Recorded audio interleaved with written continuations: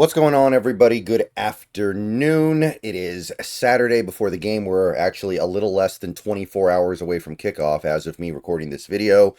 And we do have some new information, and I wanted to go over it all in a quick video. Nothing earth-shattering, right? We didn't get word that suddenly, Charles Cross isn't going to play, or that, George Fant actually isn't on IR and he's fine and he's going to play. We didn't get anything like that. But we did get some interesting tidbits of information here.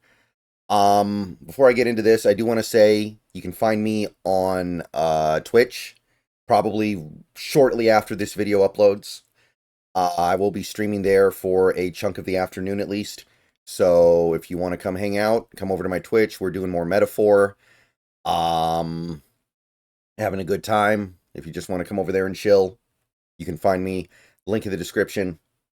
Second of all, if you like this video, please click the like button, subscribe if you're new, become a channel member for $2 a month, click the bell for notifications. Those are the best ways to help support. Okay.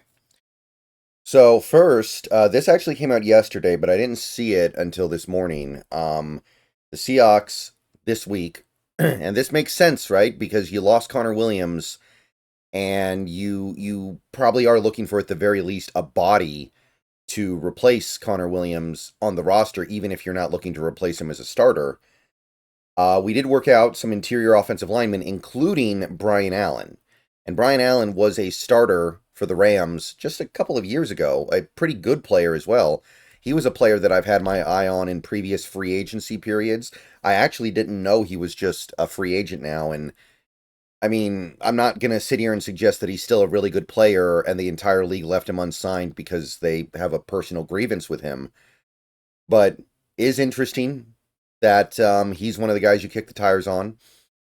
He was a legitimately good starter for that Rams team just 2 or 3 years ago. And then Mike McAllister and Chris Reed, don't really know very much about those two, but yeah, you probably are looking for somebody from the outside to fill in here. Your interior was weak as is, and replacing Connor Williams with somebody off the practice squad is probably not going to be sufficient if you're actually looking to meaningfully have somebody on the team that can play. Even a little bit. Even a little bit. All right. So that's the tentative stuff. Obviously, nothing's happened yet. We haven't signed anybody from this list. But we did make some moves going into this game.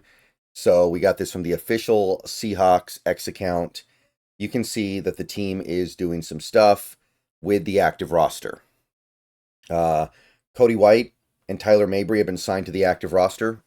So Cody White obviously played well for the Seahawks a couple of weeks ago against the Rams. He made some really nice plays.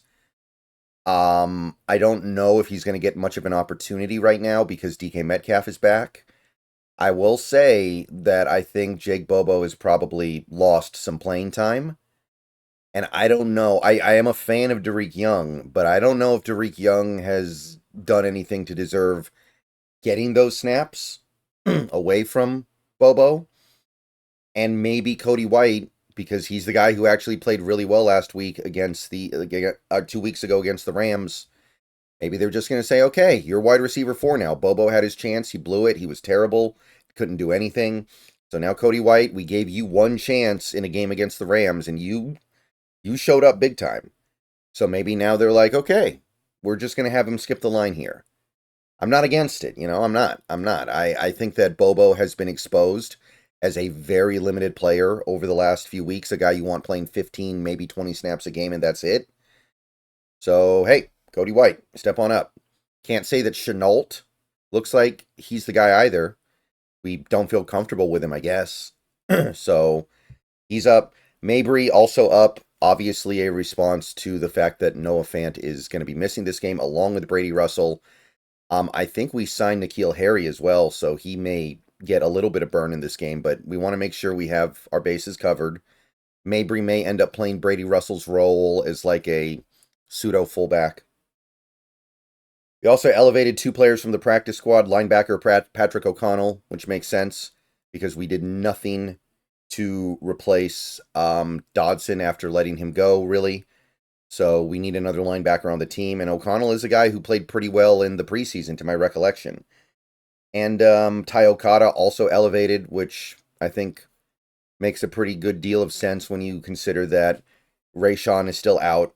And you've also got Kobe Bryant. He's going to play. He's fine, but he was sick all week. So maybe he's going to need a little bit of opportunity to rest between drives or something. And maybe you want Okada there just for that.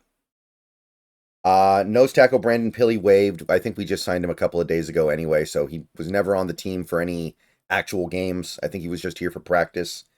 And of course, Connor Williams placed on the reserved retired list. And that's really all we got. It's a pretty substantial list of things. It doesn't amount to much yet, but definitely worth keeping an eye on. Some of this stuff may end up mattering down the line. All right, I'll see you guys later. Go Hawks. Be on Twitch in not too long here. Hope to see you there. If not, maybe another video later.